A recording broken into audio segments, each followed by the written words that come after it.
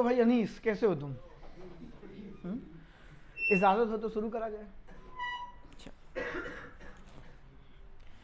तो बनाओ भैया हेडिंग। हेडिंग क्या बनानी? आपका क्या हो गया था? असर्टिव हो गए, इंटेरोगेटिव हो गया। नरेशन में लास्ट में कुछ बोला था, वो बाद में देख लेंगे। अपने आज स्टार्ट करते हैं। क्या है आपका? इंपेरेटिव सेंटेंस की नरेशन। तो ऑब्वियस सी बात है, निकल जाने दो। इंपेरेटिव सेंटेंस होते क्या है? ये आपको शायद मैंने प्रोनाउन में भी पढ़ाया है, जब मैं आपको रिफ्लेक्सिव और एम्फेटिक पढ़ा रहा था। इसके बाद किस टॉपिक पे पढ़ाया है? जब हम टेंस कर रहे थे, इंटेरोगेटिव, वहां भी हमने पढ़ा है। तो कौन बालक बताएगा इंपेरेटिव सेंटेंस क्या होते हैं पूरी डिटेल में? हाँ बताओ बेटा। फिर वही बात है, गाय के ऊपर निबंध लिखो। गाय हमारी माता है, हमको गोबर देती, हमको दूध देती, 4 टांगे, 1 पूंछ, 2 आंख, 2 सींग। ये कक्षा 5 का बच्चा लिखता है।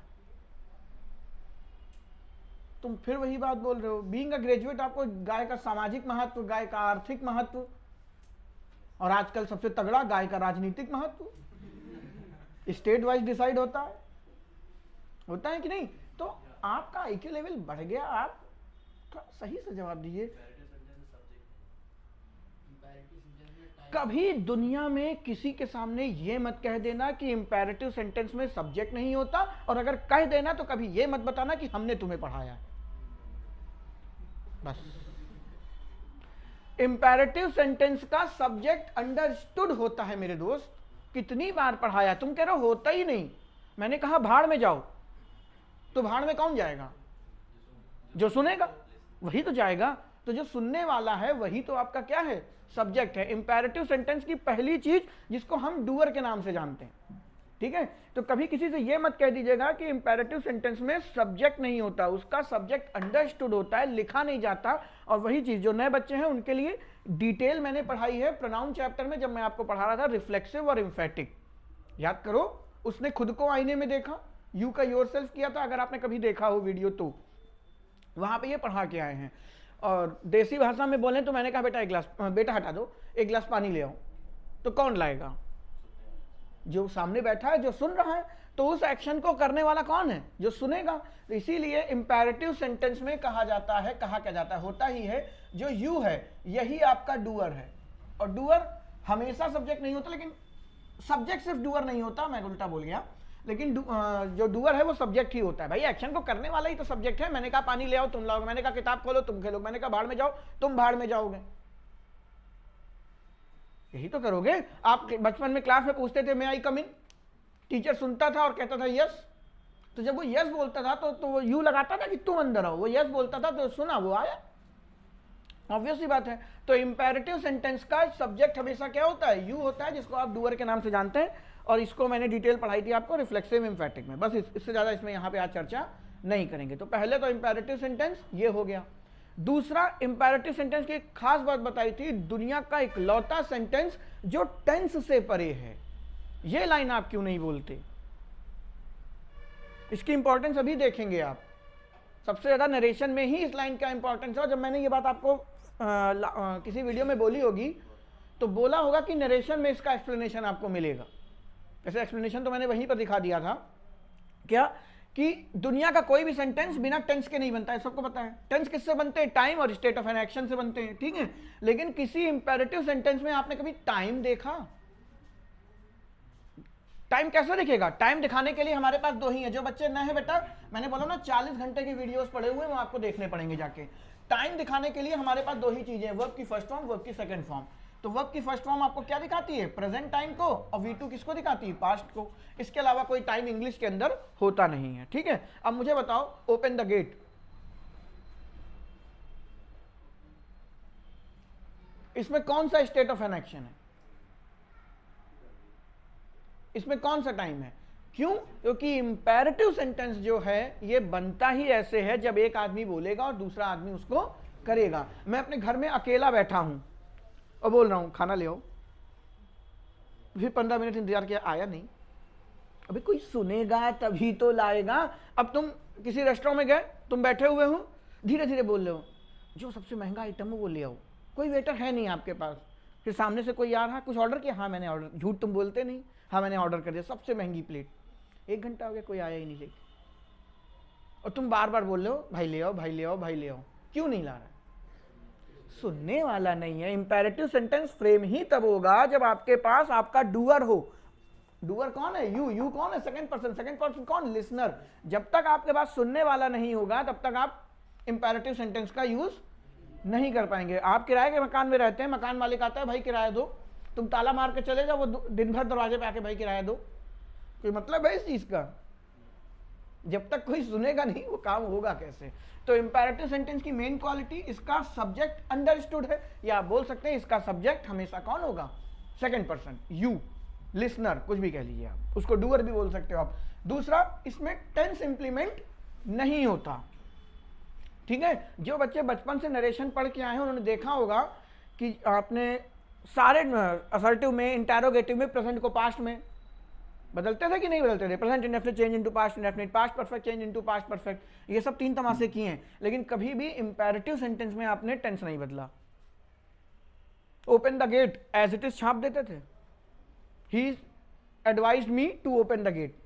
इतना तो पढ़े हुए हो, मान लेते हैं, नहीं पढ़े हो तो भी एक एक चीज हम देखेंगे, लेकिन आप देखते हैं open the gate, please give me a glass of water, please को रिक्वेस्ट में चेंज करके एज इट इज छाप देते थे। बाकी चेंजेस होते थे, टाइम और टेंस में हम कुछ भी नहीं बदलते थे। रीजन, इंपेरेटिव सेंटेंस पे टाइम का इफेक्ट नहीं पड़ता, तो जब उसमें है ही नहीं तो उसको नरेट करते टाइम भी उसको एज इट इज छाप दिया जाता था, उसमें किसी भी प्रकार का टेंस में चेंज नहीं करते थे। बाकी आप असर्टिव में करोगे, बाकी आप इंटेरोगेटिव में करोगे, अभी आगे आने वाले उनमें भी बात करेंगे। तो इंपेरेटिव सेंटेंस बेसिकली क्या है? जो तुमने बोला था वो गलत नहीं बोला था बस, लेकिन ठीक से बोलिए। इंपेरेटिव सेंटेंस में आपका सब्जेक्ट कौन होगा? अंडरस्टूड है, जो कि लिसनर है। ठीक है, उसमें आपकी बेसिकली 3 बातें होती हैं। अब फिर वही बात, आपने बेयर इन्फिनिटिव और इन्फिनिटिव मैंने पढ़ा रखा है, अगर आपको वो नहीं आता तो वीडियो देखिएगा जाके, क्योंकि आज उसकी जरूरत पड़नी है। क्या 3 चीजें हैं आपके दिमाग में मोटी मोटी? क्या? एक आपकी एडवाइस, दूसरा रिक्वेस्ट, और तीसरा ऑर्डर, चौथा है, बस यही फंस गए। मैंने आपको सजेस्ट और बेड के बारे में कुछ खतरनाक बातें बताई थी, कौन बताएगा? एडवाइस और सजेस्ट में वहीं पर अंतर बताया था, एग्जाम्पल दिया था अकॉर्डिंग टू मी और इन माई ओपिनियन में क्या गलती है। अकॉर्डिंग टू मी गलत होता है, इन माई ओपिनियन सही होता है। उसी तरीके से खेल था एडवाइस में और सजेस्ट में। और कहा था ध्यान रखिएगा, और उस टाइम पढ़ाते टाइम भी बोला था नरेशन में फिर देखेंगे इसको। हाँ बताओ, याद आया तो, बहुत जोश आया है तुम्हें एकदम, बताओ बताओ, कोई बात नहीं, गलत हो जाए, आदत है मुझे।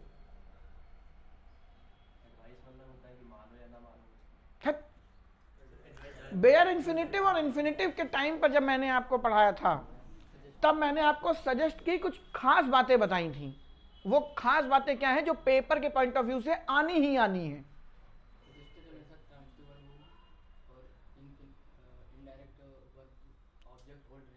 वेरी गुड अनीस, के लिए एक बार जोरदार तालियां।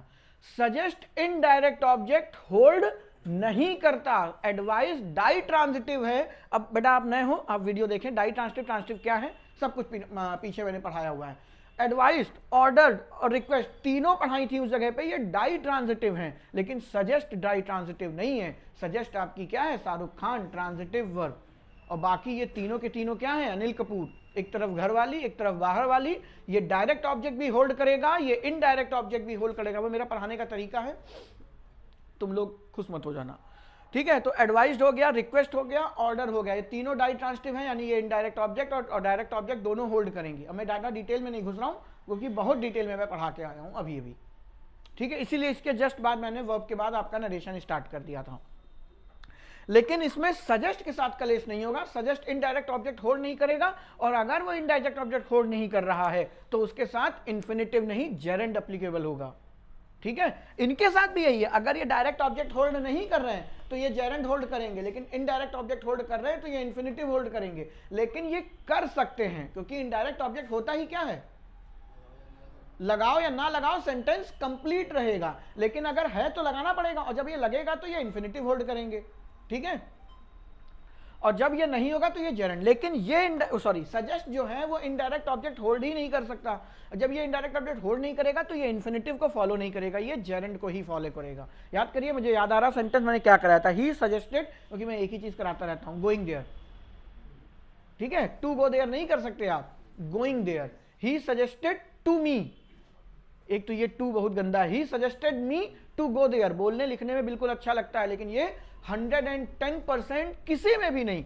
आप अमेरिकन इंग्लिश ले लीजिए, आप ब्रिटिश इंग्लिश ले लीजिए, आप फॉर्मल ले लीजिए, इनफॉर्मल ले लीजिए, ये कहीं एप्लीकेबल नहीं है। ही सजेस्टेड मी पॉसिबल ही नहीं है।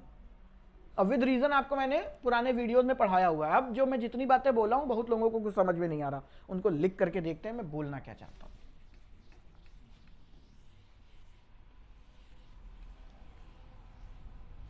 कुछ चंद एग्जाम्पल से ट्रांसिटिव इंट्रांसिटिव एक बार फिर से देख लेंगे, लेकिन नरेशन के फ्रेम में। इसमें बेसिक तीन ही का है, क्या? ऑर्डर, रिक्वेस्ट और एडवाइस। ठीक है, सजेस्ट इसमें इस्तेमाल नहीं होते जल्दी। अगर एग्जामिनर चाहेगा तो करवा देगा, लेकिन आपको देखना है वो जेरेंड से बने होंगे, आपको देखना है कि वो इनडायरेक्ट ऑब्जेक्ट होल्ड नहीं कर रहे होंगे। जिन भाई बंधुओं को डायरेक्ट ऑब्जेक्ट और इनडायरेक्ट ऑब्जेक्ट में अभी भी कंफ्यूजन है, तो ऐसे याद रखिए, डायरेक्ट ऑब्जेक्ट को सेंटेंस से हटा देंगे, सेंटेंस अधूरा हो जाएगा। इनडायरेक्ट ऑब्जेक्ट को सेंटेंस में हटा देंगे, सेंटेंस को कोई फर्क नहीं पड़ेगा। अगर ग्रामेटिकली बोले तो direct object behave for verb, very good, और इनडायरेक्ट ऑब्जेक्ट सब्जेक्ट। पढ़ रहा है लड़का, आज से भाई की बेइज्जती और होगी, तभी पढ़ रहा है वो। ठीक है, ये नहीं सोचना है आपने, टीचर और डॉक्टर जितना बेइज्जत करें उतना आपका रोग ठीक हो रहा है। ठीक है, एक सेंटेंस में बता ही देता हूं, ही गेव मी अ बुक, वही जो मैंने आपको 9 के नाउन का पहला वीडियो 1 साल हो रहा होगा उसमें पढ़ाया था। ही गेव मी अ बुक लिख ही दे रहा हूं यार, आज टाइम भी ज्यादा है। He gave me a book, तो ही सब्जेक्ट है, गेव आपकी अनीस कौन सी वर्ब, और दूसरा नाम डाई ट्रांसिटिव, तो बच्चे को पता है इस टाइम, फाइनाइट, वेरी गुड। ठीक है, फाइनाइट वर्ब भी है और ये डाई ट्रांसिटिव है, आप जानते हैं।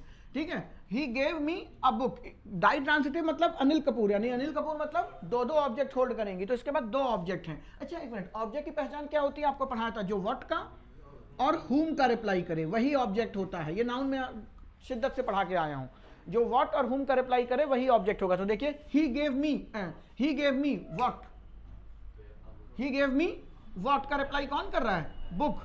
ही गेव अ बुक, हुम किसको दी, इसको दी, तो ये हुम का रिप्लाई कर रहा। तो मेरे दोस्त, जो हुम का रिप्लाई करता है वो होता है इनडायरेक्ट ऑब्जेक्ट, और जो व्हाट का रिप्लाई करता है वो होता है डायरेक्ट ऑब्जेक्ट। जो बच्चे नए बैठे हैं उनको एक ही दिन में बहुत सारे नए टर्म दिखाई दे रहे हैं, वो रीजन 1 साल में इतना पहुंचे हैं हम लोग। ठीक है, तो आपको भी धीरे धीरे वीडियो सारे अपलोडेड है, उनको देखिए, नहीं तो जब सर्कल पूरा होगा तब आइएगा। लेकिन इतना तो सीख ही सकते हो कि व्हाट और हुम का रिप्लाई करेगा वो ऑब्जेक्ट होगा, जिसमें हुम का रिप्लाई करे जो इनडायरेक्ट, और जो व्हाट का रिप्लाई करे वो डायरेक्ट। ऐसा क्यों होता है ये नाउन में बता रखा है। इतनी बातें क्लियर हो गई। अब आप अपने आप से ही पूछ लीजिए, अगर मैं ये हटा दूं तो सेंटेंस गलत हो जाएगा क्या? ही गेव अ बुक पूरा है, कंप्लीट है, उसने किताब दी, लेकिन अगर मैं इसको हटा दूं तो ये अधूरा हो गया। ही गेव मी, उसने मुझे दिया क्या। ठीक है, बस ऐसे ही पहचाना जाता है कि ये डायरेक्ट है और ये इनडायरेक्ट है, क्योंकि मी हटने पे सेंटेंस में कोई फर्क नहीं पड़ रहा, कंप्लीट सेंस है। लेकिन जैसे ही क्या हटा, अब बुक हटा, सेंटेंस अधूरा हो गया। ठीक है, ये आपके डायरेक्ट और इनडायरेक्ट ऑब्जेक्ट हो गए, इतना ही होता है। अब एक सेंटेंस लिखते हैं नरेशन में ऑर्डर बना के। और ट्रांजिटिव इंट्रांसिटिव, ट्रांजिटिव वर्ब वो जो एक ऑब्जेक्ट होल्ड करती है, इसीलिए उसका नाम दिया क्या, शाहरुख खान। शाहरुख खान की मूवी में हीरोइन जरूर होती है, हीरोइन को ये ऑब्जेक्ट समझ लीजिए। दूसरा मैंने बोला था इनट्रांजिटिव वर्ब, इनट्रांजिटिव का मतलब जो ऑब्जेक्ट होल्ड ना करे, यानी सनी देओल, सनी देओल की पिक्चर में बलवंत राय और उसके कुत्तों से मतलब होता है, हीरोइन किधर जा रही है उससे कोई मतलब नहीं है। फिर तीसरा डाई ट्रांजिटिव, जो 2 ऑब्जेक्ट होल्ड कर सकता है, यानी अनिल कपूर, एक तरफ घर वाली एक तरफ बाहर वाली। ये पढ़ाने का तरीका है, बस आपको ध्यान रहे बातें। और बाकी ट्रांजिटिव इंट्रांजिटिव 1-1 घंटे के वीडियो है, जाके देख लीजिएगा। आगे बढ़ते हैं। मान लो ऑर्डर से ही बनाते हैं, तो पिताजी को लपेट लिया, नहीं पिताजी जरूरी थोड़ी ऑर्डर ही देंगे, सर्वेंट लेते हैं। बेटा पिताजी ऑर्डर नहीं देते, यही तो आप लोगों का वहम है। पिताजी जहां देख लिया ऑर्डर, तुम इतने निकम्मे हो कि उन्हें करना पड़ता है। मैं आप पे डेली आके चीखूं और चीखता ही हूं कि बेटा पढ़ लो, क्यों? क्योंकि आप पढ़ नहीं रहे, आप डेली खुद से पढ़ के आए। मैं जैसे ही बताऊं आप कहें सर किताब में तो ऐसा लिखा था, देखिए मैं कभी नहीं कहूंगा। मतलब बच्चा पढ़ रहा है, कोई डाउट बन गया सर बुक तो ऐसा कह रही है, आप ऐसा कह रहे हैं, सही कौन सा है? कभी किया आपने? तो फिर लात खाने वाला काम करते हो तो पिताजी यही करते ही हैं। खैर छोड़िए। Ram said to his servant,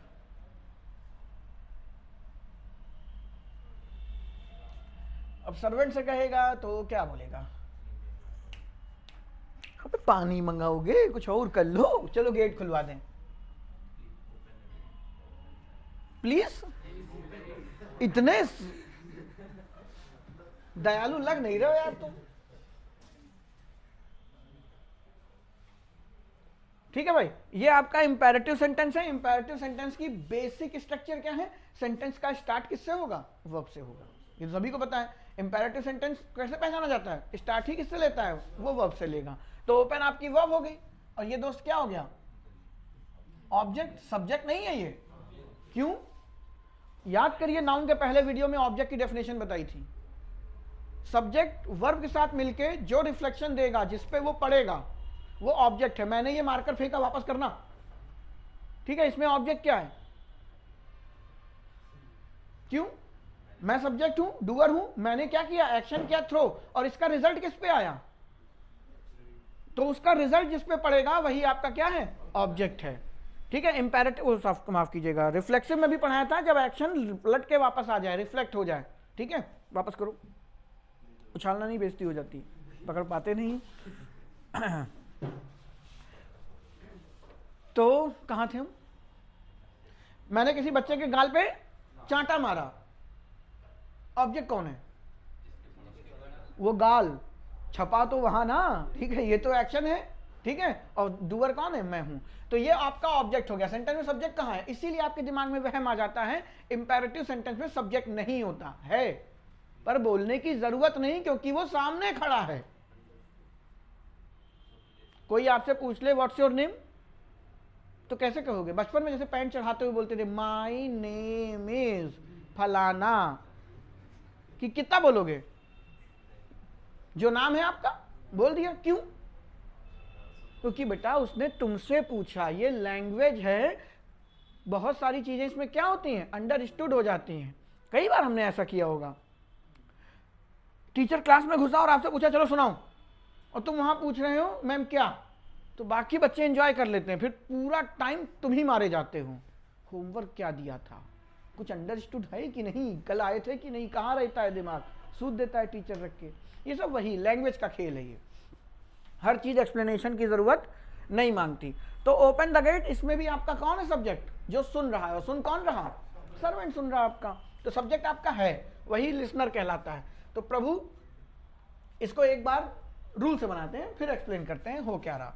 Ram, assertive में सेड टू किस में कन्वर्ट हुआ था? टोल्ड में। इंटेरोगेटिव में किस में कन्वर्ट हुआ? आस्क्ड में। यहां किस में कन्वर्ट होगा? जैसी जैसी सिचुएशन, आपको सिचुएशन मिलेगी तो सर्वेंट है तो ऑर्डर ही देगा। राम ऑर्डर्ड। ठीक है, एक गलती ये आती है पेपर में, आप इसको हल्के में लिए पड़े हैं। हालांकि ट्रांजिटिव इंट्रांजिटिव में सॉरी, जब आपको इन्फिनिटिव वाला चैप्टर वर्ब चल रही थी, शिद्दत से पढ़ाया है। फिर एक बार बता दे रहा हूं, एक तो आप ये लिख देते हैं, लेकिन आगे क्या लिखते हो? टू लगता है ना, ओपन द गेट। अभी देखेंगे ये सब लगाया क्यों मैंने, मुझे इन्वर्टेड कॉमा हटा के टू ओपन द गेट, यही तो कर देते हो, इसमें कोई चेंजेस तो आते नहीं। एक तो बेटा आज मैं लेट, अब सीधे निकलने की तैयारी करो। Ram order to his servant to open the gate. देखिए बोलने में कितना स्टाइलिश लग रहा, लेकिन आपने भी पीछे वाले चैप्टर में पढ़ा, यहां पर भी सुना, ऑर्डर, रिक्वेस्ट और तीसरा नाम बताओ, एडवाइस। ये डाई ट्रांजिटिव है। डाई ट्रांजिटिव मतलब दो दो हीरोइन होल्ड कर सकती हैं, और हीरोइन होल्ड करने की ताकत किसके पास है? प्रीपोजिशन के पास। प्रीपोजिशन के बाद भी तो ऑब्जेक्ट आएगा, और वर्ब के पास। यही दोनों ऑब्जेक्ट होल्ड कर सकते हैं बस, और कोई नहीं। वर्ब में भी स्टार लगा हुआ है, वही इंट्रांजिटिव तो नहीं कर सकता, इसलिए स्टार लगा देता हूं। Ram order to his servant. अब आपने क्या किया? राम ऑर्डर। सबसे पहला क्वेश्चन व्हाट, दूसरा क्वेश्चन हूं। भाई कभी रेस्टोरेंट में बैठो, ठीक है, वेटर से कुछ बोल दिया, 10 मिनट हो गए, 15 मिनट हो गए, कुछ आया ही नहीं, क्यों नहीं? तो सामने वाला पूछता है अबे बोला किसको है इनमें से? पहला क्वेश्चन क्या ऑर्डर किया, 10 मिनट तक शांति, अभी आएगा। अगला क्वेश्चन अभी किसको बोले हो इसमें से, कोई सुना भी है तुम्हारी बात? यही तो होगा। तो ऑर्डर जब आप बोलते हैं तो 2 का क्वेश्चन मांग रहा है, रटने की जरूरत नहीं है कि ये डाई ट्रांसिटिव है, अपने आप पता चलेगा। व्हाट का भी रिप्लाई चाहिए उसको, whom का भी रिप्लाई चाहिए। लेकिन अब आप अपनी सिचुएशन में रख के देख लीजिए, जब आप कहीं गए, कोई आपके यहाँ पहले ही बैठा हुआ था, आपने पूछा क्या ऑर्डर किया, यही तो पूछोगे। किसको ऑर्डर किया कोई नहीं पूछता, वो तो सिचुएशन है कि आया ही नहीं तो कौन सा वेटर था, तभी तो ढूंढोगे। तो ये डायरेक्ट है, इसके बगैर काम नहीं चलेगा। ये इनडायरेक्ट है, इसके बगैर काम चल सकता है, लेकिन ऐसा नहीं कि लगेगा नहीं, लग भी सकता है, कोई दिक्कत। आते हैं तो इसमें व्हाट का रिप्लाई क्या है, क्या ऑर्डर दिया, दरवाजा खोल दो, ये व्हाट का रिप्लाई है। और बालक हुम कौन है, अपना सर्वेंट उसका, ये हुम का रिप्लाई है। तो ये इसकी हीरोइन है और आपने बीच में यहां पे टू बैठा दिया। टू यहां पे कैसा बिहेव कर रहा है, प्रीपोजिशन का। अब जो बच्चे नए हैं बेटा, ये टू अलग है और ये टू अलग है, जो मेरे पुराने बच्चे हैं वो जानते हैं ये क्या है। बेइज्जती ना कराना भाई प्लीज। ये टू कौन सा है? एक मिनट, ये क्या बोल रहा है? इन्फिनिटिव। यार कंधे तो सीधे रखो, जवानी के दिन है। इन्फिनिटिव। तुम लोग में तो एकदम है, हम लोग ऐसे बैठे बुढ़ापे की ओर आगे हैं, तुम लोग तो भी जवानी कदम रखे हो। नहीं ना, ये जवानी है, पापन का कदम रखो, रखे गड्ढे में चले गए, वो आलम है आपका, कदम रखा ही नहीं, पूरा अंदर है, चले गए। चलिए वापस आते हैं। ही ऑर्डर्ड, आपने यहाँ पे टू को प्रीपोजिशन दिया, यानी कि टू अपनी हीरोइन को लेके बैठा हुआ है। बैठा हुआ है कि नहीं, जो कि आप नहीं कर सकते। मेला मूवी और मूवी जल्दी बताओ नाम, दीवाना। एग्जाम्पल मैंने वहां से उठाए, अभी यहाँ पे ये सब नहीं डिस्कस कर रहा हूँ। और जिनको नहीं पता, अभी ये चैप्टर पूरा बाकी है प्रीपोजिशन, वहां फिर से होमवर्क नोट कर लीजिए, दीवाना और मेला देख लेनी है आपको, ठीक है, तभी प्रीपोजिशन बेहतर समझेंगे। अपना तरीका है भाई। और मैंने कुछ गलत बताया, कितने बेहतरीन एग्जाम्पल है, वहीं पे मिलेंगे, मूवी देख के आइएगा। खैर वापस आते हैं। तो टू आपका प्रीपोजिशन इस ऑब्जेक्ट को ऑलरेडी होल्ड करके बैठा हुआ है, और ऑर्डर को भी चाहिए क्या, हुम का रिप्लाई। तो यहाँ पे 210% क्या है, गलत है। जो पुराने हैं बहुत अच्छे से समझ रहे होंगे, जो नए हैं वो वीडियो देखें, नहीं तो प्रीपोजिशन का इंतजार करें, प्रीपोजिशन आएगी तब बताऊंगा। ही ऑर्डर्ड हिज सर्वेंट, ठीक है, he ordered his servant to open the gate. अब ये टू प्रीपोजिशन है क्या, नहीं हो सकता। पूछो क्यों? क्योंकि प्रीपोजिशन के बाद में आपको क्या चाहिए होता है, ऑब्जेक्ट, और आपने जो चीज चेपी है वो तो वर्ब है ना। ओपन तो क्या है, वर्ब है। इंपेरेटिव सेंटेंस क्या वर्ब से स्टार्ट होता है, तो आपने जो लगाया है वो वर्ब है। लेकिन अभी एक कलेश है। कलेश ये कि अभी तक आप असर्टिव में इन्वर्टेड कॉमा हटाते थे, कंजंक्शन दैट लगाते थे। आप इंटेरोगेटिव में इन्वर्टेड कॉमा हटाते थे, या तो वेयर को ही कंजंक्शन बिहेव करा देते थे, या नहीं होता था। वेयर मतलब क्वेश्चन वर्ड को, सॉरी, क्वेश्चन वर्ड को एज अ कंजंक्शन बिहेव करा देते थे, या फिर हम उधार ले लेते थे इफ या वेदर में। इसमें कौन सा कंजंक्शन है? सवाल तो यहां उठता है कि इंपेरेटिव सेंटेंस में आपने कभी कंजंक्शन देखा? क्यों? क्योंकि कंजंक्शन इसलिए आता था, एक क्लॉज इधर होती थी, एक क्लॉज इधर होती थी, दोनों को जोड़ने के लिए आता था, ठीक है। यहां पे क्लॉज दो है ही नहीं। मैंने जब मैं आपको कंजंक्शन पढ़ाऊंगा तब बताऊंगा, वरना मैंने लास्ट वीडियो में एक बात बोली थी, जितनी क्लॉज उससे एक कम कंजंक्शन, 2 क्लॉज तो एक कंजंक्शन। इसमें बेटा क्लॉज ही एक है। पूछो कैसे? बोलो अनीस, कैसे बोलो बेटा? कैसे? ऐसे देखो, ही ऑर्डर्ड हिज सर्वेंट व्हाट, ये पूरा, तो ये व्हाट का रिप्लाई कर रहा, तो ये तो एक ऑब्जेक्ट हो गया ना। और क्लॉज को, क्लॉज होने के लिए एक सब्जेक्ट और एक वर्ब चाहिए, तो एक सब्जेक्ट ये है और एक वर्ब ये है। इसके अलावा इस सेंटेंस में कोई सब्जेक्ट है नहीं है। तो ये पूरी जब आप इसमें टू लगा के जोड़ते हैं तो ये 2 क्लॉज नहीं है दोस्त, एक क्लॉज है। इसी वजह से इंपेरेटिव में कंजंक्शन नहीं लगता जोड़ने के लिए। अब ऐसा नहीं कि एंड नहीं आएगा, एंड भी कंजंक्शन है, मान लीजिए आगे लगाओ, वो उसकी अलग बात है, वो कंजंक्शन में इसका पोस्टमार्टम करेंगे। बट दैट लग रहा था, इफ लग रहा था, क्योंकि इधर भी एक सब्जेक्ट, इधर भी एक वर्ब, उधर भी एक सब्जेक्ट, उधर भी एक वर्ब। बात समझ रहे हैं?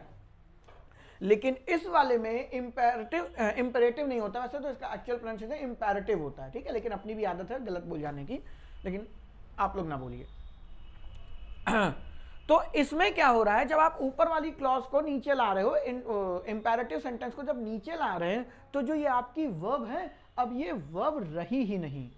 अभी आ रहा हूं मैं इस लाइन पे, जिसको आप वर्ब समझ रहे हैं नीचे लाके, मैंने यहाँ पे बड़ी मोहब्बत से वर्ब लिखा हुआ है, ये कुछ और है। जो पुराने हैं वो अच्छे से जानते हैं, एक बार मैं फिर दिखाई दे रहा हूं। क्या?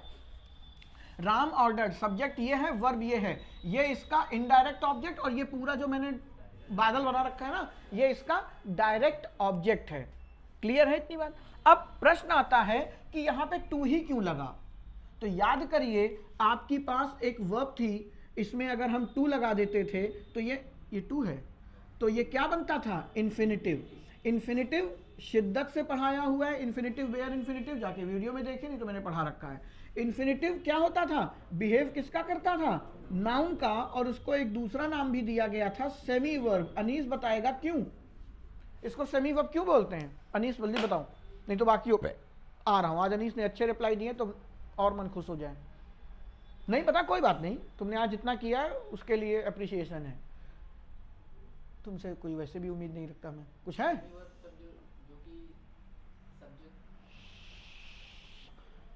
प्रवीण बेटा नजर तो मिला लो, देख लो नजरें इधर उधर भगा रहा, क्योंकि नाम मुझे पता नहीं, जल्दी मैं भूल जाता हूँ। आकाश या विकास, कोई हो तुम? विकास हो तुम? बताओ बेटा। वैभव नहीं आया आज? तुम बताओ। अच्छा, इंग्लिश के वीडियो अपलोड होते हैं, तुम लोग और हल्के में ले रहे हो कि देख लेंगे, हालांकि देखते नहीं हैं। नहीं बेटा, याद करिए, इन्फिनिटिव आपको पढ़ाया था कि नाउन का बिहेव तो करता है, लेकिन है वो, मैंने आपको बताया ना, दूल्हा स्टेज पे बैठा हुआ है और उसका काम है क्या? सफाई करना, कूड़ा बीनना, ठीक है, और कोई बुरा काम नहीं, मैंने एक एग्जांपल दिया था, सफाई करता है। तो अपनी शादी में जब फेरे ले रहा था तो अचानक से उसने क्या देखा? लोगों ने खाना खा के फेंक दिया। भाई अंतरात्मा जाग गई, तुरंत उसने झाड़ी उठाई, बीवी से कहा भी 3 फेरे बाद में, पहले सफाई होगी, ठीक है, तो वो निकल लिया। मतलब आप किसी भी रूप में बैठे हों, आप अंदर से क्या हैं? आप कहीं भी, इंटरव्यू में क्या कहा जाता है? आपने सारी जिंदगी ऐसे, ठीक है, कोई भी सवाल पूछा तो ऐसे। आपको 3 दिन 15 दिन के मॉक इंटरव्यू में आपकी ये प्रैक्टिस नहीं कराई जा सकती कि आपको कोई क्वेश्चन नहीं आ रहा है तो आप सीधे जवाब देने, सर नहीं मालूम। आपकी नजरें मकड़ी देखने के लिए एक बार ऊपर जाएंगी जरूर। क्यों? वो 25 साल की प्रैक्टिस है भाई, 25 दिन में कैसे चेंज हो जाएगा? तो ये आदतें शुरुआत से डालनी पड़ती हैं बच्चों में। वापस आते हैं, ये है क्या एक्चुअल में? वर्ब। आपने टू इन्फिनिटिव बना के बिहेव किसका करा दिया? नाउन, लेकिन उसकी अंतरात्मा अभी भी वर्ब की है, तो इसको नाम इसीलिए दिया गया सेमी वर्ब, क्योंकि ये वर्ब के गुण नहीं भूलेगी। और वर्ब का गुण क्या है दोस्त? ऑब्जेक्ट होल्ड करना। यानी एक नाउन, यानी कि एक इन्फिनिटिव अपना खुद का ऑब्जेक्ट होल्ड कर सकता है। मेरे सारे वीडियोस देखिएगा वर्ब में जाके, मैंने आपसे कहीं ना कहीं पूछा जरूर होगा, वो कितनी सिचुएशन है जिसमें नाउन के तुरंत बाद आप नाउन लगा सकते हैं? नाम बताइए। क्या? एक जब पोजीशन बनाते हैं, दूसरा मॉडिफायर के तरीके से जब यूज होगा, वो एडजेक्टिव के ही बिहेव करता है लेकिन देखने में नाउन जैसा लगता है। तीसरा कंपाउंड नाउन, यही है वो चौथा। 2 ऑब्जेक्ट यानी कि 2 नाउन आपको एक साथ लिख सकते हैं। क्यों? क्योंकि आपका, वापस आता हूं मैं जो बातें बोल रहा हूं, ये जिन्होंने मेरे शुरुआत से मुझसे इंग्लिश पढ़ते चले आ रहे हैं वही कनेक्ट कर पाएंगे, बाकियों को नहीं होगा, वरना फिर वीडियो देखिए जाके शिद्दत से। क्या? देखो ध्यान से, ये जो है ऊपर वाले सेंटेंस में क्या था? ये वर्ब था, लेकिन जब ये नीचे आया तो ये वर्ब नहीं रहा, ये टू के साथ जुड़ गया, ठीक है। और टू प्रीपोजिशन नहीं है, क्योंकि अगर ये प्रीपोजिशन होता तो अपने सामने क्या लेता? ऑब्जेक्ट लेता, ठीक है। और उसने क्या लगा रखी है? ओपन वर्ब लगा रखी, यानी कि ये प्रीपोजिशन नहीं, ये दोस्त क्या है? इन्फिनिटिव, क्योंकि इन्फिनिटिव का स्ट्रक्चर क्या होता है? 2 + V1, 2 + V1, यही तो होता है। तो ये इन्फिनिटिव हो गया, और अगर ये इन्फिनिटिव हो गया तो ये किसका बिहेव करेगा? नाउन का। और नाउन परमिसिबल है ऑब्जेक्ट बनने के लिए, सब्जेक्ट और ऑब्जेक्ट कौन बनता है, नाउन या प्रोनाउन, इसके अलावा कोई बन नहीं सकता। तो ये ऑब्जेक्ट है। तो Ram ordered his servant what, खोलो दरवाजा। बात समझ रहे हैं? तो ये आपका अब एक्शन नहीं दिखा रहा, ये क्या है, नाउन का बिहेव कर रहा है, ये ऑब्जेक्ट है। लेकिन इसके बाद में भी एक ऑब्जेक्ट लिखा हुआ है, गेट। गेट भी तो ऑब्जेक्ट है। अब ये तो सब्जेक्ट ऑब्जेक्ट तबियत से पढ़ा रखा है। तो ये ऑब्जेक्ट किसका है, ये इसका ऑब्जेक्ट है, इस वर्ब का। तो लेकिन आप किसी से बोल नहीं सकते कि ये वर्ब, ये है क्या, नाउन ही है। और आप याद करिए, मैंने आपको इन्फिनेटिव पढ़ाते टाइम एक बात बोली थी कि इन्फिनेटिव खुद का ऑब्जेक्ट, इन्फिनेटिव एक ऑब्जेक्ट के तरीके से ही बिहेव करता है। किसी ना किसी का तो ऑब्जेक्ट बनेगा अगर नाउन है तो, ठीक है, किसी ना किसी का ऑब्जेक्ट ही बनेगा, लेकिन उसे अपने पास भी ऑब्जेक्ट रखने की परमिशन होती है। तो ये जो आगे द गेट लिखा हुआ है, ये क्या है, इन्फिनेटिव का ऑब्जेक्ट है। इसीलिए इंपैरेटिव की नरेशन बनाते टाइम कंजंक्शन का यूज नहीं होता, क्योंकि कंजंक्शन तभी आएगा जब दो क्लॉज होंगी, और दो क्लॉज होंगी तो दो सब्जेक्ट और दो वर्ब होंगी। लेकिन इंपैरेटिव सेंटेंस की नरेशन में आपके पास एक ही सब्जेक्ट एक ही वर्ब है, इसलिए इसमें किसी भी कंजंक्शन का नीड नहीं होता। और आप टू लगा के सामने वाली वर्ब को क्या बना देते हैं, नाउन बना देते हैं। ये इन्फिनेटिव का गुण है, ये नरेशन का नहीं, कि नरेशन में इंपैरेटिव सेंटेंस में जोड़ने के लिए हम टू लगाते हैं, ये बोलना ही नहीं चाहिए। नरेशन में आपको ऊपर वाली, अब इस वर्ब को नाउन नहीं बनाओगे तो ये वर्ब, मैंने आपसे बोला था ना, वर्ब कभी अकेले नहीं जाएगी, अपना डूअर लेके चलेगी, अपना सब्जेक्ट लेके चलेगी। तो अगर ये वर्ब नीचे आके नाउन नहीं बनेगी तो इसको इसका डूअर भी तो चाहिए, और अगर डूअर चाहिए तो आपको इसका सर्वेंट इसको देना पड़ेगा, तब आपका ये सेंटेंस असर्टिव में बन जाएगा और आपकी कंजंक्शन क्या लग जाएगी, दैट लग जाएगा। बात समझ रहे हैं? लेकिन अगर इंपैरेटिव सेंटेंस है तो आपको वहां पे कंजंक्शन नहीं, क्या इन्फिनेटिव टू का यूज करना है। उम्मीद करते हैं बात हजम हो गई होगी। बोलो हाँ, समझदार हो तुम लोग, ठीक है। और ये जितना बताया, ये ऑर्डर के साथ भी है, यही रिक्वेस्ट के साथ भी है, और यही आपका एडवाइस के साथ भी है। इसके अलावा किसी के साथ मत कर देना। सजेस्ट ऐसा नहीं कर सकता, क्योंकि अगर यहां पे मैंने सजेस्ट लिख दिया तो सजेस्ट को ये हुम का, हुम होल्ड करने की पावर नहीं है। ही सजेस्टेड राम नहीं लिख सकते आप, ही सजेस्टेड उसने सजेस्ट किया आओ चले, बस आप इतना लिख सकते हैं। आगे बढ़े, आपका इंपैरेटिव खत्म, लेकिन एक दो छोटी छोटी बातें और बता देता हूं। उम्मीद है क्लियर हो गया होगा ऐसा करते क्यों है। बाकी आता सभी को है, एज इट इज उतार दो। हाँ, उसके अंदर अगर कोई प्रोनाउन है उसका चेंज होगा, कोई नेक्स्ट डे फॉलोइंग डे करके कोई तीन तमाशे हैं उसका चेंज होगा। टेंस नहीं चेंज होता, क्योंकि टेंस उसमें होता ही नहीं, सीधी सी बात है। और क्यों नहीं होता, क्योंकि उसके पास जो इकलौती वर्ब थी उसको तो आपने नाउन बना दिया, ऑब्जेक्ट बना दिया। तो उसका ना तो उसके पास सब्जेक्ट है बेटा, ना उसके पास वर्ब है, तो टेंस कहां से लगाओगे। बात समझ रहे हैं? इकलौती वर्ब जो थी उसको तो आपने नाउन बना दिया, पता नहीं कान पकड़ के बैठा दिया, चल अब हिलना नहीं, ठीक है, बस वही काम हो रहा है इसके साथ।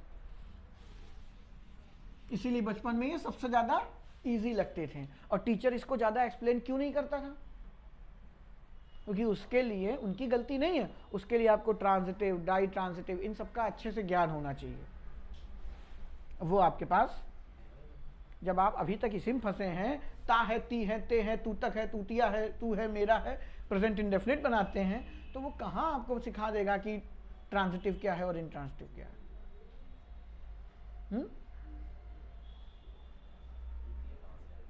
अरे तू तक तूतिया गाना नहीं सुने हो?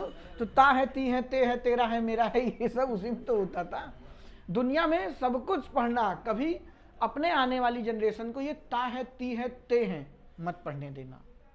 आप सीधे जाइए उनके टीचर से बात करिए कि अगर आपको नहीं आता तो आप मेरी एक क्लास लगा दीजिए, मैं पढ़ा दूंगा आपके बच्चों को, लेकिन भविष्य मत बर्बाद करिए। ये मेरा विनम्र निवेदन है आपसे।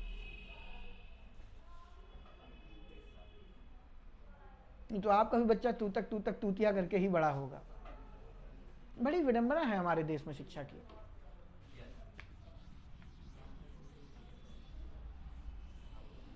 आज भी देख रहा हूं स्कूल में कैसे पढ़ा रहे हैं, ये दिखे, अरे टीचर बोल रहे हैं भाई, ये दिखे तो इस पे टिक कर देना। वो नहीं आता मैच द कॉलम, तो ये है तो इस पे मिला दो, ये है तो इस पे मिला दो। ये क्या है, ये क्यों है, इससे कोई लेना देना नहीं। मेरा बस चले तो मैं fill in the blanks, match the column, ये तो सिलेबस से ही हटा दूं। लिखिए बात को, क्योंकि 20 में 15 10 आ जाते हैं, माँ बाप भी खुश, चलो ठीक है, हमने तो 0 आ रहे थे, ये 10 तो ले आया। अब आप लोग क्या करेंगे? हमें तो नहीं लगता आप बच्चे को अपने फोर्स कर पाएंगे, जैसे ही करोगे मेरा चेहरा घूम जाएगा। भाई अगर आप खुद बीड़ी पीते हैं तो अपने बच्चे से कैसे कहोगे बीड़ी ना पियो, सेहत के लिए नुकसानदायक होती है। बच्चा तो आपके साथ धर्म निभा रहा है कि पापा आप अकेले नुकसान ना करो, आप खींचो थोड़ा धुआं, मैं खींच लूंगा यहीं से, आपको कम नुकसान करेगा, दोनों के फेफड़े लंबे समय तक चलेंगे। आप नहीं कह सकते सामने वाले को ना, जब तक आप खुद वो काम कर रहे हैं। गांधी जी की महानता के बारे में बात की जाए तो एक लाइन दिमाग में आती है, जब गांधी जी ने ये कहा था स्वदेशी अपनाओ, तो एक बंदे ने कहा था, जाके विपिन चंद्रा पढ़िएगा कभी, उस बंदे ने कहा, सालों हो गए ना, मेरा सब्जेक्ट है, लेकिन कभी जब मैंने पढ़ी तब की बात बता रहा हूं, इतना महंगा है हम कैसे अपनाएं। तो उस बंदे ने कहा था उतना पहनो जितना तन ढकने के लिए जरूरी है। और जिस दिन उन्होंने ये स्टेटमेंट पास की और जिस दिन उनको गोली मारी गई, उस बंदे ने कपड़े नहीं पहने। अधनंगा फकीर ऐसे नहीं कहा जाता है उनको, उतना ही पहने जितनी जरूरत है, चाहे सर्दी हो, चाहे गर्मी हो, चाहे बरसात। क्यों? क्योंकि उसने कह रहा हूं, उन्होंने आपको यह ज्ञान दिया कि स्वदेशी महंगा क्यों होता था? क्योंकि बेटा हाथ से काम होता था, वहां मिल में छप रहा है तो वो सस्ता होता था, ठीक है। और सस्ते वजह से आप सारा पैसा, अभी भी वही तो चाइना की लाइट जब आप लेते हो तो क्यों कहते हैं सारा पैसा उधर ही तो जा रहा, गवर्नमेंट बैन कर नहीं सकती, आपसे ही कहा जाता है कि आप मत खरीदें, क्योंकि ग्लोबलाइजेशन के टाइम पे जब 1995 में जब ये एलपीजी वाला हुआ था तो ऐसा वो कर नहीं सकते, वो अलग टॉपिक है, उस बाद में जाते हैं। तो गांधी जी ने कहा था उतना ही पहनिए जितना तन ढकने के लिए जरूरी है। इसके बाद भारतीयों ने पहना कि नहीं पहना वो अलग बात है, लेकिन वो बंदा जिस दिन तक मरा उन्होंने नहीं पहना, ये होती है बात की बात। इसलिए वो महान है मेरी नजर में। सबका अपना अपना पॉइंट ऑफ व्यू, कोई गाली देता है, कोई कुछ, मैं भी बीजेपी को मानता हूं, लेकिन गोली नहीं मारनी चाहिए थी, ठीक है। सबकी अपनी अपनी, और सच्चाई भी यही है, अगर गांधी जी जिंदा होते तो अपना कॉन्स्टिट्यूशन ऐसा ना होता। आप कभी पढ़िए जाके उनकी साइकोलॉजी। खैर छोड़िए, हम गलत टॉपिक भटक गए। मैं आया क्यों? हाँ, कि अगर आप खुद बीड़ी पीते हैं तो अपने बच्चों से कैसे कहोगे? तो आपने खुद ही नहीं जब ढंग से पढ़ा तो आप अपने बच्चों से किस मुंह से फोर्स करेंगे? कर भी लेंगे तो अंदर आके हंसेंगे या रोएंगे, ये मैंने क्या कर दिया, ठीक है। तो आप नहीं कर सकते। कहां थे यार, पूरा दिमाग हट गया। हाँ, आगे बढ़ते हैं, चलो।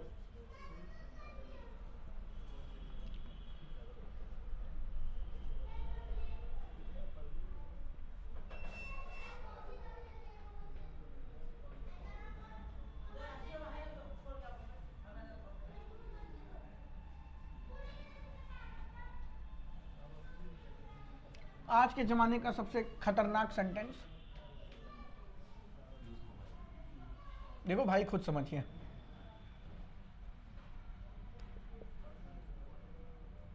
बहुत ज्यादा मोबाइल का यूज ना करें। एक बाप अपने बेटे से कह रहा, क्या लगाएंगे इसमें?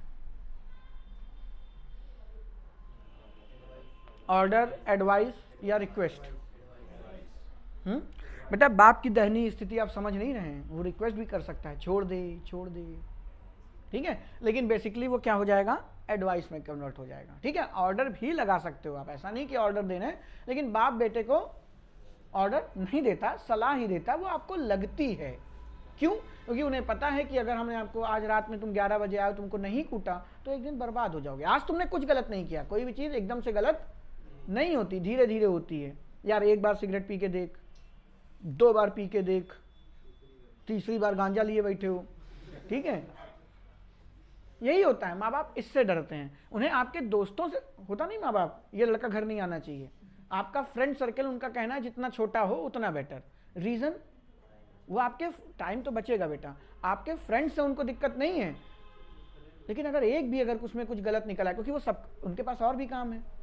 अब वो ऐसे तो हिंदी पिक्चर के अनुपम खेर तो है नहीं, सबको बुला के घर में बैठ के मीटिंग कर लें कौन कैसा लड़का है, लेकिन अगर उसमें से एक भी गलत निकला तो गंदी चीजों पे अट्रैक्शन जल्दी होता है। ऑब्वियस सी बात है, एक तरफ केक रख दो और एक तरफ पॉटी, मक्खी कहाँ बैठेगी? गेस करो। पूरा शरीर आपका बिल्कुल ठीक है, और एक काट दीजिए, जरा सा घाव हो, मक्खी कहाँ बैठेगी? उसी पे बैठेगी। तो ये, अरे हमारा कहना है तुम एक कमरे में तुम सब बैठे रहो, एक तरफ रख दो प्रतियोगिता दर्पण और एक तरफ रख दो फिल्मी कलियां, तुम्हारे सामने प्रतियोगिता दर्पण हटाएंगे, लेकिन जहां तुम सब गए फिल्मी कलियां ही बाहर आएगी।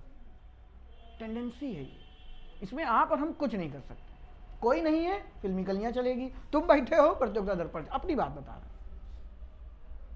क्योंकि मुझे पेपर नहीं देना तो क्या है, पीडीएम दिमाग खराब, लेकिन तुम्हारे सामने नहीं पढ़ेंगे, ठीक है, क्योंकि समझ रहे हो ना, ये सच्चाई है बेटा। तो पिता लोग जरूरी नहीं है कि आपको हमेशा ऑर्डर ही दे रहे हैं, जब बाप बनोगे खुद समझ जाओगे, लेकिन जैसी अवस्थाएं हैं मुश्किल लग रहा। फादर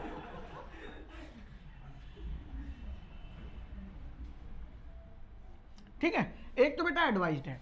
अब एक खेल समझिए, यहां पे नॉट है, सबको पता है ये नॉट टू यूज हो जाएगा, सबको पता है कि नहीं? इतना तो पढ़ के आए हो यार, क्यों? अभी बात करते ऐसा क्यों करते हैं बेटा। आज तक आपने ये देखा टू नॉट मच नहीं करते, नॉट टू मच क्यों किया जाता है, उसका भी पोस्टमार्टम कर डालते हैं। पहले अभी जितना पढ़ा है एक बार वो इंप्लीमेंट करके देख लेते हैं, ठीक है। फादर एडवाइज्ड हिज सन, कौन है? इनडायरेक्ट ऑब्जेक्ट, कोई दिक्कत वाली बात नहीं। टू यूज, पिताजी ने एडवाइस दी है क्या करने के लिए, व्हाट का रिप्लाई क्या है? To use. अब नॉट टू यूज अभी उसको भी लपेटेंगे, लेकिन नॉट छोड़ देते थोड़ी देर के लिए। तो ये व्हाट का रिप्लाई हो गया, तो ये आपका क्या है? इन्फिनेटिव का बिहेव कर रहा है, और अगर ये इन्फिनेटिव है तो ये आपकी इस वर्ब का क्या है? ऑब्जेक्ट है, ठीक है। और इस इन्फिनेटिव को ही हम समी वर्ब के नाम से जानते हैं। तो जब ये समी वर्ब है तो इसके पास भी अपना एक ऑब्जेक्ट है, कौन है? फोन, मोबाइल नहीं, फोन, ये ऑब्जेक्ट है, ये ऑब्जेक्ट है यानी कि नाउन है। ये मोबाइल उसकी विशेषता बता रहा है, ये क्या है अपने आप में? उसका एडजेक्टिव है, ठीक है। इतना तो पढ़े लिखे हो, इसमें किसी को कोई दिक्कत? अब प्रश्न आता है ये नॉट क्या है, तो आपको मैंने पढ़ाया है, नो आपका क्या होता है? एडजेक्टिव, और नॉट आपका क्या होता है? एडवर्ब, ठीक है। जब मैं आपको एडजेक्टिव पढ़ा रहा था मैंने तब शायद पढ़ाया होगा, और अगर नहीं पढ़ाया तो एडवर्ब में तो पढ़ाऊंगा ही पढ़ाऊंगा, difference between no and not, ठीक है। तो तब तक के लिए इतना ध्यान रखें बस, नो एडजेक्टिव है, नो एडवर्ब है, याद करने की जरूरत नहीं, वहां पूरी डिटेल में जुगाड़ भी बता दूंगा, आप सोचेंगे और आपको पता चल जाएगा, लेकिन अभी नहीं घुस रहे हैं उसमें। नॉट आपका क्या है? एडवर्ब है। तो जरा देखिए उसने नॉट एडवर्ब, एडवर्ब की क्वालिटी क्या होती है? जो वर्ब को मॉडिफाई करेगी, एडजेक्टिव को मॉडिफाई कर सकती है और खुद को भी कर सकती है। नाउन का पहला वीडियो, पिताजी हैं तो बिटिया की तारीफ करेंगे, अपनी तारीफ करेंगे, और दुनिया के डर से अपनी वाइफ की भी करनी पड़ेगी। एडजेक्टिव माँ है और एडवर्ब बाप है। आपको नाउन के पहले वीडियो में जब फैमिली चार्ट पढ़ाया था तो वहां ये सब बातें बताई थी, रिवाइज कर लीजिएगा जाके। तो दोस्त अब आपसे पूछ रहा हूं, ये नॉट एडवर्ब किसको क्वालिफाई कर रहा है इस सेंटेंस में? जरा ये बताइए, किसको कर रहा है? वर्ब को करेगा ना, सीधी सी बात है। कौन सी वर्ब? इसको। किसको कर रहा है? इसको, ठीक है। और आपने एक चीज पढ़ी है, इन्फिनेटिव क्या होता है? 2 + V1। इसके बीच में नॉट आ नहीं सकता, इसके बीच में नॉट की कोई जगह नहीं, क्योंकि नॉट हल्के में मत लीजिए, नॉट पूरा एक एडवर्ब है, और एडवर्ब अभी आपने पढ़ा नहीं, जब भी पत्ते खुलेंगे अंत में जाके इसकी, ठीक है। तो ये इसके बीच में आ नहीं सकता, तो जिसको ये क्वालिफाई कर रहा है उसके साथ कहां लगेगा? पहले लगेगा। अब आपको एडवर्ब की पोजीशन पढ़नी पड़ेगी, adverb of frequency, adverb of negation, empty, उसमें आपको मैं पढ़ाऊंगा एडवर्ब किन जगहों में जिसको क्वालिफाई करेगा उसके पीछे लगेगा, किस जगहों पे जिसको क्वालिफाई करेगा उसके पहले लगेगा। तो आपको adverb of manner, adverb of place, adverb of time, adverb of negation, ये सब आपको पता होने चाहिए। एडवर्ब ऑफ फ्रीक्वेंसी सबसे तगड़ी चीज यही है, तो वो एडवर्ब ऑफ